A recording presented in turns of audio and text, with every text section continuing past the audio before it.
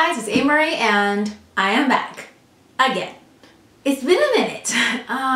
If you don't know, a lot has happened. I've had a baby and I've also released 2 new albums, and I also, on the writing side, delivered a couple of manuscripts to my agent. Did you hear that? Okay.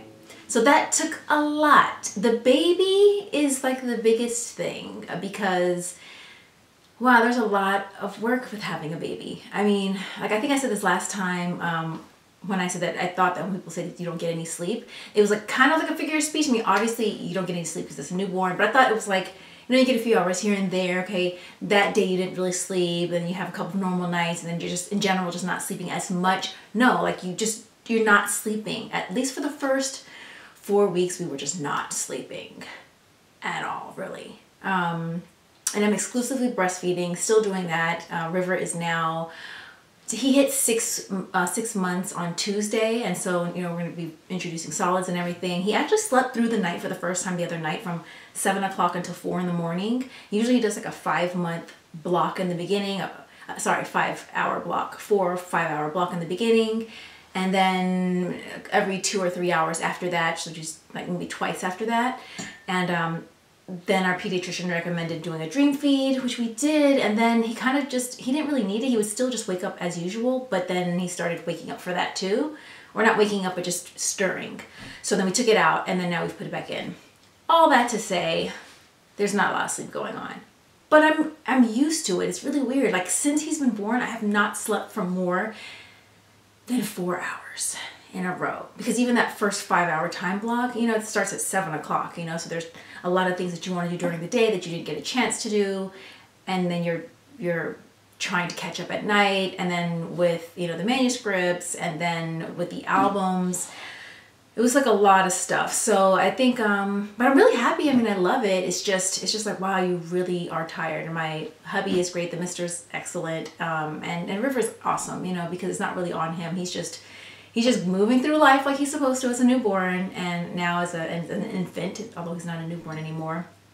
So yeah, I'm like, I'm trying to figure out, there's so much to tell you. So what I think I'm going to do is, I think I'm going to film a few videos today. I'm going to try my best to do that. Oh, I got like a sharp pain. Oh, you know, breastfeeding has not been really hard, but in the beginning it was kind of tricky in the hospital. And then we did laid back breastfeeding, and that like changed the game. After that, he latched perfectly, and then we were able to just breastfeed from any position. So if you are having a hard time with breastfeeding, or you're wondering what to do, in the hospital they do the sandwich technique. Honestly, I feel like they should just do laid back nursing, because it's way easier. My mom was like, "What? Why are you like squeezing your breast and doing all this stuff?" And I was like, "That's what they told us in the hospital," because she saw it, but she just never really looked at what I was doing. And then she really looked at it one day and was like, "That just doesn't seem right." And honestly, it was painful, and it just made it a thing. And then one day I was just really tired, and I was just laid back like this, and he was on me, and I was getting ready to go into all of that, and then he just went, and his eyes were closed and everything. And then ever since that time, that's the way we would do it at night. And it was a game changer. Laid back breastfeeding. Ladies, please look it up. You may be doing great with the breastfeeding. If you're going into it, still, it's just an extra thing to know. So my intro was a little all over the place. I was saying that there's a lot I want to tell you. So I'm going to film quite a few things, because I want to tell you, just let you know about the albums briefly, as well as some bookish things too, what I'm reading right now and all of that stuff. And I think it's better if it's just not all in one video. So I think this one is going to just be like a quick update video, and then I will do another one. Maybe I'll even wear the same thing. I don't know. Maybe I'll wear the same thing. So let's get started. I have tea here. I've been really trying to chill on the caffeine. So let's just do this video. This video is going to be more on what's been up, new updates, and life as a new mom. Maybe that'll be like life update, life as a new mom thing. That's what I'm talking about. But also life update. So new albums. Or should that be separate? No, we'll just include it in the life update, because that's what it is. Life update, new albums. I just dropped new albums on October 19th, 4 a.m. Mulholland, and after 4 a.m. These albums I recorded while I was pregnant. Like, I did start recording before then, but those songs, you know, didn't make the album. One almost did, but all of the songs that ended up on the project, I recorded right when I was pregnant. Some of which were recorded when I didn't even know I was pregnant yet. I hope this is recording. Okay. It's like, time, guys, time. We're getting into it though, because River has become a champion napper, so that's great. But yeah, so released 2 albums. They are on Spotify and just anywhere that you could find digital streaming platforms, downloading, purchase, everything. So Spotify, Pandora, I think.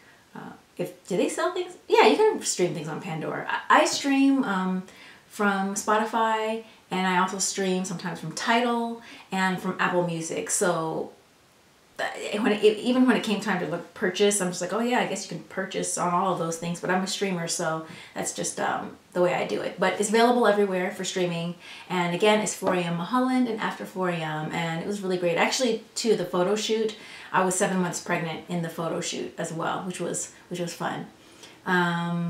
What else? Yeah, really excited about it. Really, you know, it's just funny because you don't realize how long it's been. Like for me, I've been recording music. I mean, even if it was just in and out for the whole time. But for a lot of people, they're like, oh my goodness, it seemed like you were away. And I did drop the Drive EP 2016. And so yeah, but these are like my first albums, like my full-on albums. Since 2009's In Love and War. So please stream and download and do all that thing, all those things. And I hope you enjoy them. They were really a joy, like creatively, like a joy to write and record. And I wrote those, recorded them, like engineered myself, which was really freeing. And that's just the way I've been recording for the last couple of years, but it just was really freeing.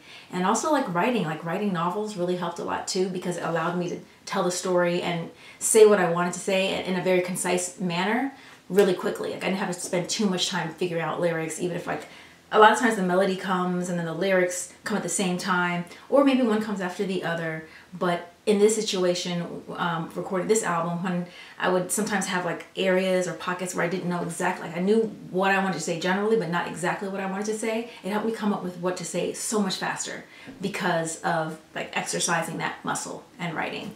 Also, writing, yes. So you may have known that I've been writing an adult novel. That one is with my agent. It sounds weird, like it could be like an adult novel, but yeah, an adult novel versus a YA novel. That is with my agent, and I think we are almost finished with revisions. I am just ready. I'm just ready to go on that one. Like, this is done. So I think we're at that point now. And then also I have my SFF, a science fiction fantasy, which is straddling that line. It may be adult, but could be YA or vice versa. So I'm just finishing up my revisions for that one. Like I'm going in and I'm going to really just move some things around and then not really worry about what category it would be and just finish it. And then we'll see where it falls. So that's that. Then I have my next adult idea, which I haven't told anyone yet except for one person, like 2 people.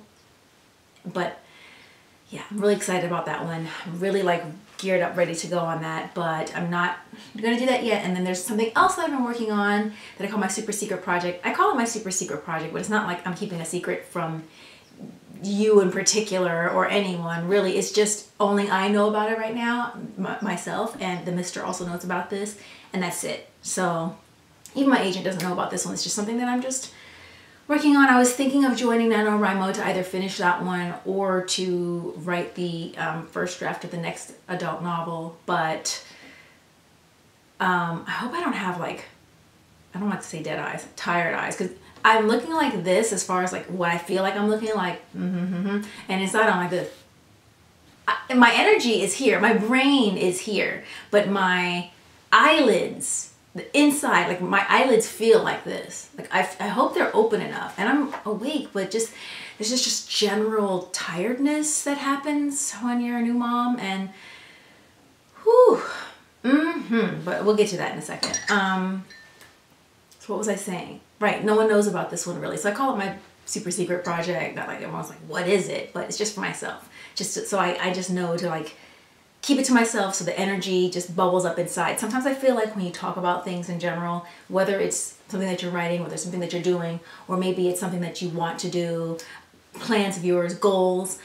I can't remember who told me this like years ago, but sometimes it's good to keep it inside. Let it build, create, speak things into existence, into the universe, but also some things keep inside to keep that energy inside. Because sometimes, do you ever feel like, have you ever had that feeling where you tell someone something, and it's not like a secret or anything like that, but whatever it is, something that's close to your heart, and you feel almost deflated after that? Not that there was anything wrong with telling them, not that you don't trust them, not that it's even a secret, but there's a part of you that just feels kind of like, why did I say that? Oh, I kind of wish I kept it to myself a little bit longer, you know, maybe till it was done, or till I thought it out, or until a certain point when I felt like it was ready to be released. There's that sense of deflation. That's what I'm talking about. So that's what I'm trying to really hold on to. I'm sure you guys know what I'm talking about. At some point in your life, you may have experienced this too. It's been so long. I'm just so happy we can chat. We really need to have more of these, because I miss talking to you and reading the comments. And, you know, even though I don't have you to talk to in real time, when I'm reading your comments, I do feel like in my head I'm responding to you. So I do feel like we're having an exchange. And so, yes. Yeah. Okay, I had to stop the camera for a second because sometimes to keep from overheating, the camera will stop. But you probably saw that because I'm trying to do less editing and just letting it flow, because it makes it a lot easier too. Basically, I would spend so much time editing my videos, like every little thing. If there's like a sound thing, I would really do my best to fix it. And it would take me anywhere from 4 to 6, 7 hours to edit one video. And then I realized I just didn't have that time. And so I was making less videos. And I realized I still want to post and I still want to make videos. But if I do that, that means I can't spend as much time on editing, because I am still doing, like right now we're in album promo. We're about to be shooting the video soon for something. So if you check my Instagram, I'll probably do something like Instagram Live or something like that from the set when it's time. But with everything going on with that, I'm going on tour in February and I'm going to be doing some performances before then, but there is already something being set up now for Australia. So I will be in Australia in February. So definitely come out, you guys. I would love to see you if you're in the area. All over Australia, we'll be touring throughout Australia. And there's more things being set up, so there's just so much with that. And I'm behind in reading a little bit. And so, yeah, I've only read like 20 something books this year so far, and normally I would be up to like maybe 30 or 40 at this point. So it kind of made me sad just not having as much reading, but I am still doing my best to read. It just takes a lot longer because reading time is important to me, and I do still read almost every day. Usually it was every day for a couple of hours a day. Now it's almost every day for like an hour. It's not a lot, but reading is important, I believe. If you want to be a writer, it's important to read, and to read well. And sometimes you have to get a lot done with your writing, but sometimes if your writing has to slow down so you can maintain your reading, that's important because you're constantly being fed creatively. If you're reading nonfiction, you're learning new things. So I just believe that's really important. So I've been trying to make sure I stay on top of that, or I've been making sure I stay on top of that. I don't like the word try. We'll talk about that later one day too. Do or not do. So there's that, and then of course writing. Like I really want to be like making sure that I'm writing as not quickly as I can because I'm rushing, but writing as much as I would like to, because I have a lot of ideas. And again, it's the same thing with recording music. I've just got to get it out. Spend a lot of time revising, but I just still, writing is my happy place. So all of that. And then of course with River here, you know, we're very hands-on. We don't have any help right now, which that's gonna have to change, especially because like things like going on set or going to events, like River cannot be, you know, at the event at like 11 o'clock at night. He has a bedtime. We try to make sure everything's very regimented for him. That's important. But I just didn't have any help, you know, yet. And I think as much as I don't really want to, it's just going to be important. So we'll see. And of course we could just do things like when we're traveling, but then he doesn't know this person, you know what I mean? It's just, I want to try them out at home first so I can see and I can be there. So I'm home, I see what's happening, and then we take it from there. So, you know, we'll see. But have really been just prolonging that part until we really needed it. I mean, even with the mixing situation, it was like my husband was in the session with the engineer with the final mixes all overnight. I was going to say 24 hours, but all day and overnight.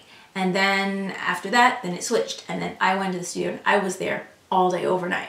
So that was to make sure that, you know, we have River, but not having someone else taking care of him. So no one's gonna take care of my son but me. No, I'm kidding. Not really kidding, but you know, you have to balance, and that's kind of like what I'm doing right now, is really finding the balance.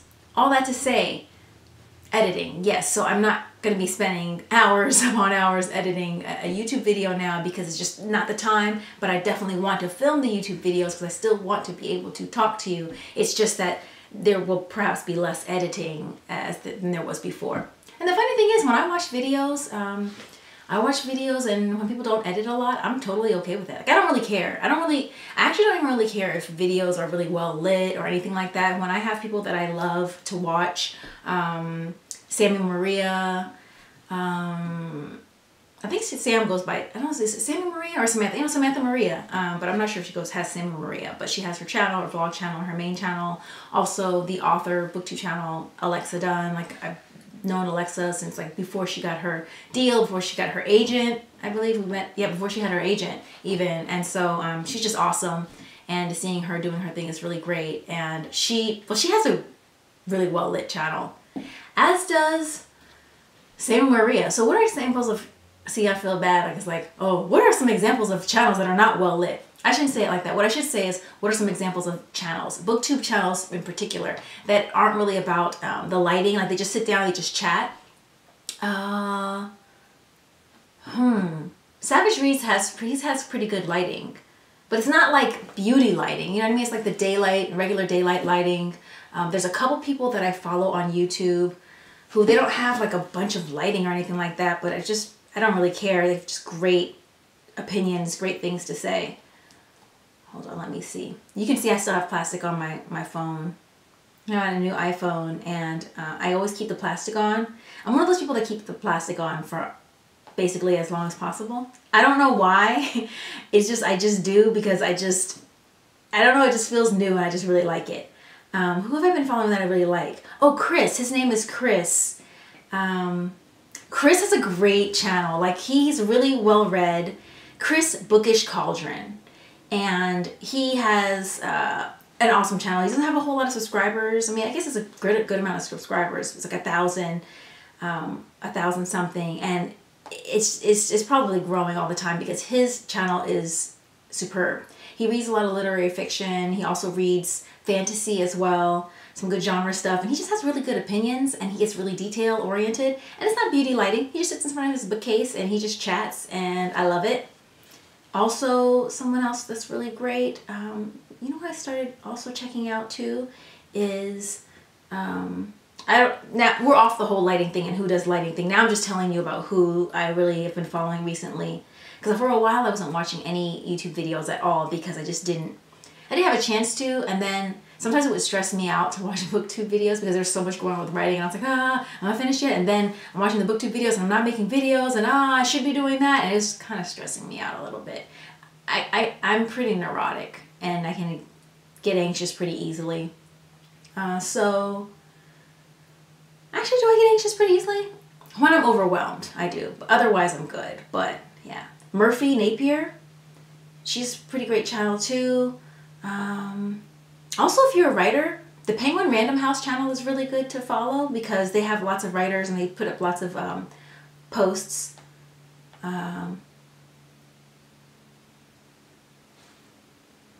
Breakfast Club is always awesome too. They're dope. But I usually just watch like the full ones.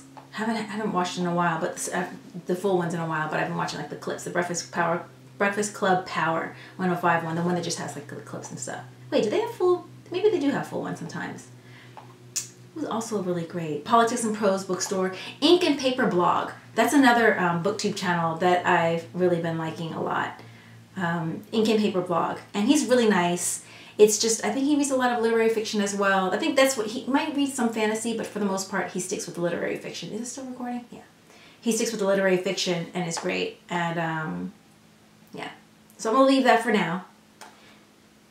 But yeah, I'm like, how did I even get onto that? Because we got onto that first because I was talking about lighting and all that stuff in editing, and then I realized it's not really even that important. I mean, it's great, but it's not super important if you're just loving what the person's saying, and that's really how I choose what to watch. It just depends on what they're talking about. So all that to say, I will be making more videos. I plan on making more videos. I just have to, they just won't be as, edited. So maybe there'll be some spaces, because I tend to think while I'm speaking a lot and just pause for a second. I also have digressions, which we already know. But anyway, so that's what's been going on. So we'll be doing more YouTube videos. I think I will, like I said, film some more, because I do want to tell you what I'm reading. Your Rest and Relaxation, which was pitched as, it wasn't pitched, I feel like it was pitched to me as Otessa Moshfegh meets Girls, and I was like, I don't know, I mean, I enjoyed Girls, but I don't know if I want to hear about someone in a super privileged position complaining, but I've been surprised and breezing through, so we'll talk about that maybe in another video, but I like it.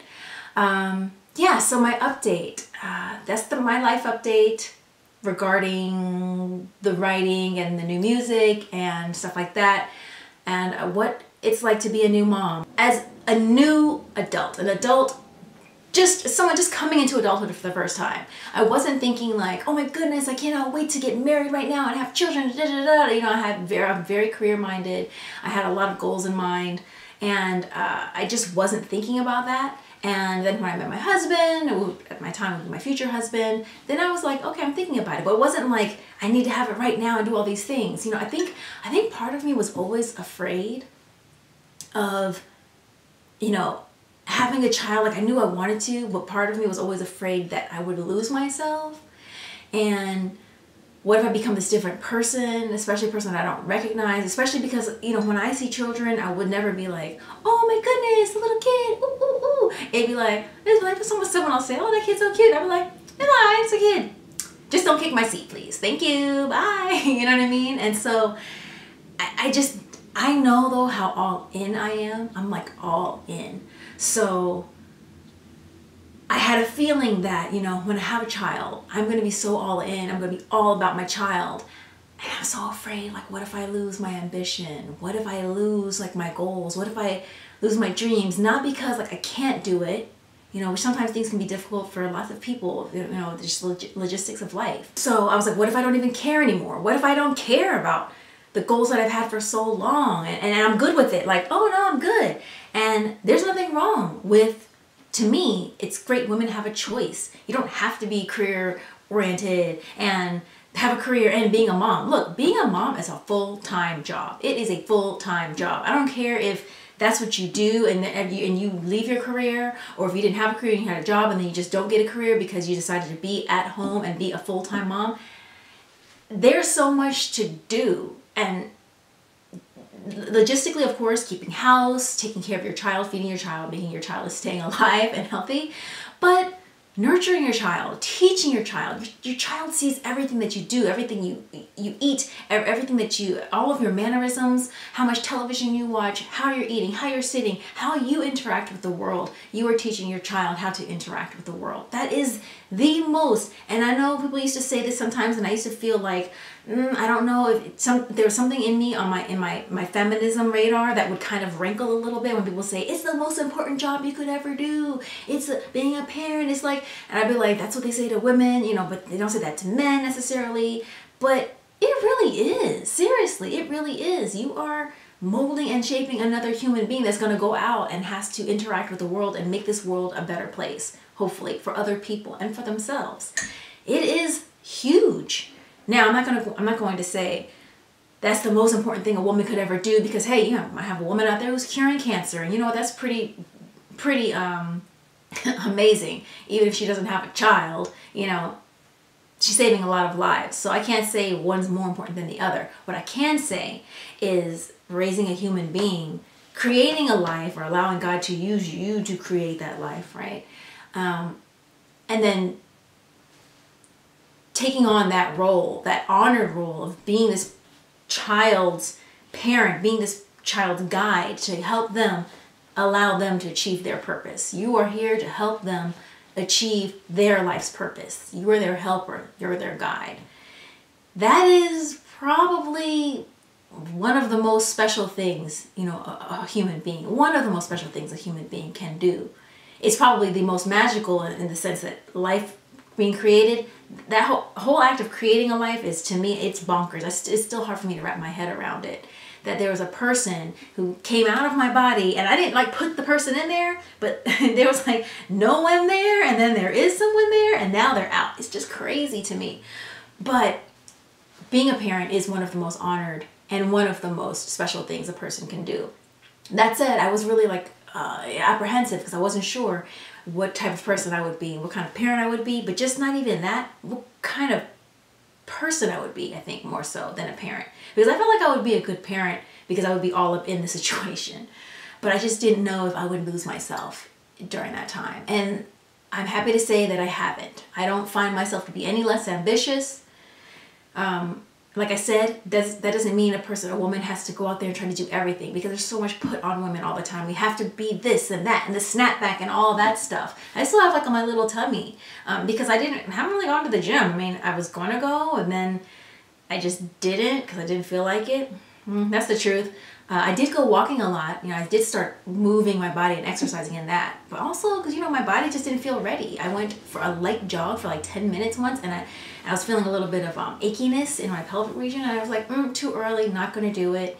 And then in general, like sometimes when I step out of bed, my feet kind of creak a little bit. So I can feel my body, like how it's kind of like spread out. Everything's just kind of like loose, which is the Korean postpartum stuff. And I could feel it spread out, and I could feel it coming back together again. So I haven't been like going all hard at the gym, doing all this other stuff. I mean, I did lose most of my weight right after having the baby. Now I'm at 126 pounds, and I was 121 or 120 when I got pregnant.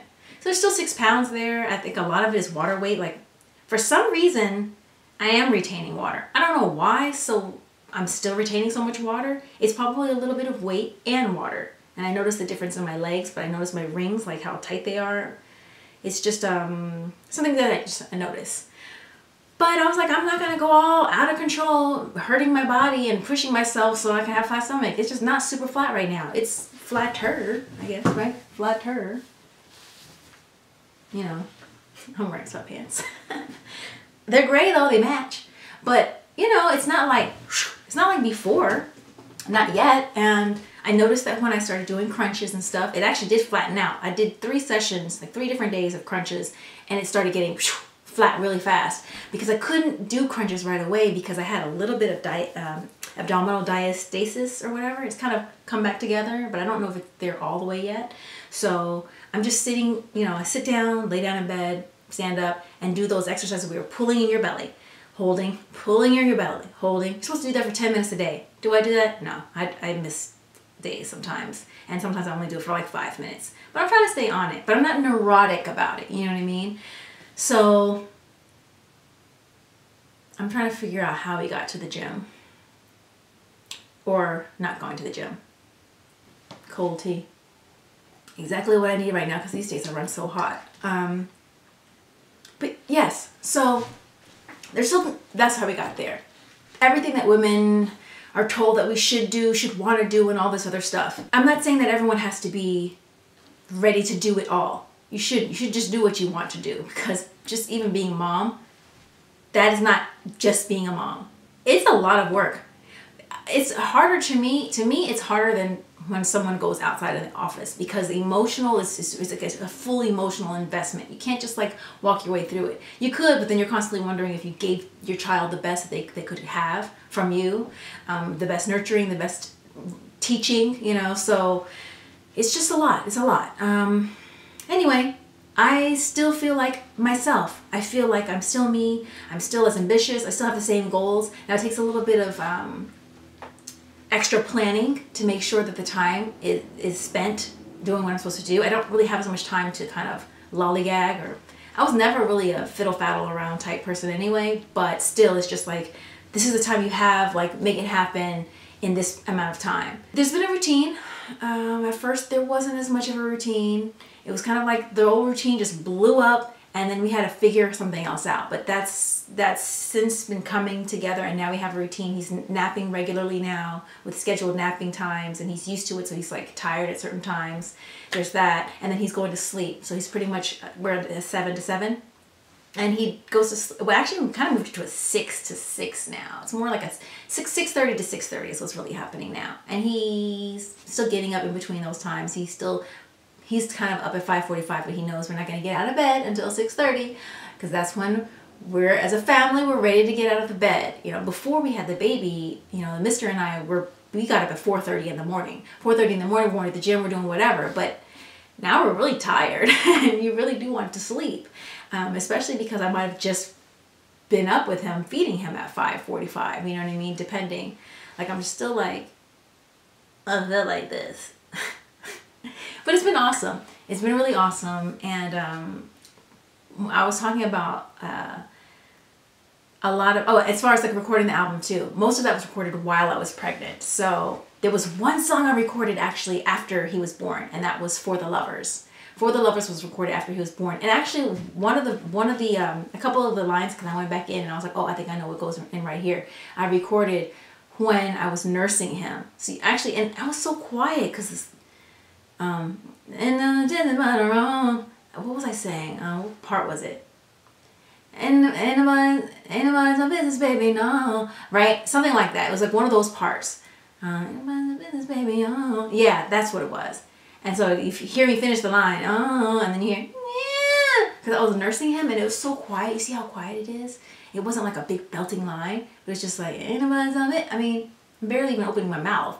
But he was right here and it was quiet because I was listening, figuring some stuff out. So it was quiet for a long time in the studio. And then I just, out of nowhere, just went, ain't nobody's in it. And he was like, he looked up at me like, I was like, oh, I'm sorry. So you hear him in the thing go, and because there's auto-tune on the vocal, it's like, anyway, that's just a little Easter egg. If you listen to the song, you'll hear it. What else? So yeah, I was going to tell you how has motherhood changed me so far. So many of my friends are moms, you know, and my question always was kind of like, you know, how's it changed you? I was afraid that it would just change me, where I would just get swallowed up and be all about my baby and not even care about anything else either. I was afraid that I wouldn't care about the things that I care about now. That has not happened. And I remember my dad saying before a long time ago, well, you're not going to care. I was like, Daddy, but that's not the point. I don't want to not care. They were like, if you become a person who doesn't care, then you just won't care and you'll be happy. And I was like, yeah, but I don't want to not care. My little slippers, I got to move them around. So that didn't happen. What did happen is I feel like I was already an empathetic person, but I became even more empathetic. So much to the point where maybe it's not really I wouldn't say it's not the healthiest. It can just be really intrusive. For instance, every time I look at anyone now, it doesn't matter how old they are, I see someone's child. They can be an elderly person and all I see is this person is someone's baby, or was someone's baby. That person's not here anymore, but this person was someone's child that was hopefully nurtured and loved and was carried in a mother's womb and was just the center of everything. Now, this is not everyone's situation, but for the most part, I think we probably can say that mothers love their children, right? For the most part. So this was someone's child. And just like I would never, the idea of anyone harming a child is just, of course, crazy to anyone. The idea of it is just horrific to anyone. But even looking at an older person who's no longer a child, I can feel that same level of horror, the idea of something terrible happening to this grown person because this is someone's child. And that makes it so difficult to just listen to the news or just to see things on the news, to hear about the terrible things that are happening, to watch it happen on television when it's made up, like in a film or a movie. There's a part in my story, in my science fiction fantasy story, there's a part that something terrible happens, and it felt terrible writing it. And I have not revisited that, but I'm just like, am I going to be able to revise that? Do I want to change that? I'm like, no, because you are being true to what the situation would be, because it is horrible. It is horror. That's what it is. And you're just feeling it even deeper now because you have a point of reference. So my empathy levels have like skyrocketed, and it's almost to the point where I just feel like I almost can't even take it, you know. But sometimes I look at River and I feel so much love for him. And I felt this before River was born. I felt this kind of feeling before. Every now and then it would hit me when I would look at someone I love. But seeing the love in him, seeing the love that I feel for my son, I see that, I feel it, and I can see it in a stranger. Like that love. The love in me recognizes the love in you, and the love in me recognizes the love in a stranger, because we are connected. You know, that love is love. You understand what I'm saying? So that connection I can feel to someone else, and it's even on I would feel it really deeply before, and I feel it the same way, but the feeling can last longer. Like the feeling of being able to have that kind of connection with a stranger, just on a love base. You know, when you go to church and people are like, oh, I love you, or I love this person in your religion, they're just like, I love you. And even if it's not really religion, just spirituality, love and light, whatever. Love. That's the key, right? I'm like, yeah, that is the feeling. Like, I love you. I don't know you, but I love you because you are a part of God, because you are God's creation. You are part of the universe. You are love incarnate, right? Just like children. It doesn't matter because you're older now. That essence, you know, that you had as a child, that is pure, that purity, it's part of who we are. I could go on and on about this, especially because it's just kind of difficult to put into words exactly. But that is a huge change. That's probably the biggest change, that and the empathy thing. I felt the other thing before, but it's just even on a more acute level now. But the empathy has really, really gone up. And I just cannot see, I just can't stand to see anything on the news that's horrible happening to children. I just cannot. It will bring me down, and it just sticks with me for a really long time. It's really difficult. But wow, if we could just really just love each other. We've talked about this a couple of years ago. I mentioned it, and it's like, if we just, human beings could just treat each other better. Anyway, so being a new mom is balancing things out. It's really working out pretty well, I think.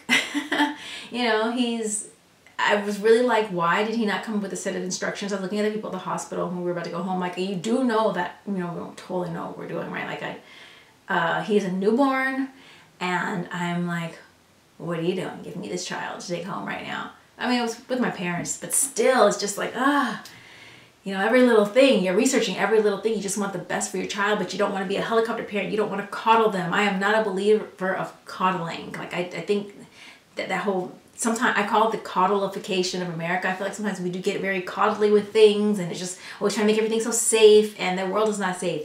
I'm more of the buck up attitude. Maybe that's, my parents are like that too. Just more like, be tough, be strong. That's what my mom's always saying. Be strong, you know. So, you know, I want him to be strong, but I also want him to be careful, and yeah, all that. So that's what's going on with me. And I'm really excited. I'm really happy. And I am really sleepy all the time, a lot, but I feel really great. So that's what's up with me. This was kind of long, but this was a life update, a life chat. I still need to tell you about the postpartum thing. The Korean postpartum, how that went, that will be another video, because this would be way too long if I did that. But it has to do with the whole thing, with your body's going apart, and that whole creaking with your feet and the achiness and stuff is to prevent that. So I think in general I'm pretty good. You know, I felt a little bit of it, but I think you're going to feel a little bit when things are coming back together. That said, I hope you enjoyed this video, this life catch-up. Being a mom is awesome. It's pretty tough, guys. For my new moms out there, it is tough, but it's amazing, and it's a blessing, and it really is a miracle. And I used to be like, oh, is it a miracle? Really? It's just science. It happens. But it is. It's happened to billions of people, and to billions and billions of beings, whether they be animals or human beings on this planet. But it doesn't mean it's not a miracle every time. So I'm really thankful and very blessed. And yeah, for you new moms out there, you know, keep doing your thing no matter what, no matter how you feel. Most likely you're doing a great job. And even if you feel like you're not doing a great job, you are. Just have faith in yourself. And another thing, let's not bring, I don't like it when women bring other women down, especially when it comes to mothering. Sometimes people need to just let people raise their children. Children are gonna be all right, okay? Their moms most likely love their kids, they're going to be fine. Let them take care of their children how they're going to take care of their children. As women, let's support each other and just be there for each other instead of, being judgy. That said, hope you enjoyed this video. Don't forget to like it if you liked it. Please subscribe because I will have more videos up here. And until next time, I'll talk to you later. And in the comments, let me know like some tips. If you guys are not even new moms, but just moms in general, some tips for us to just share with each other regarding napping, sleeping. We kind of just let him just lead pretty much. And then recently, the last couple of weeks, he started the wave method, which pretty much worked pretty well with him.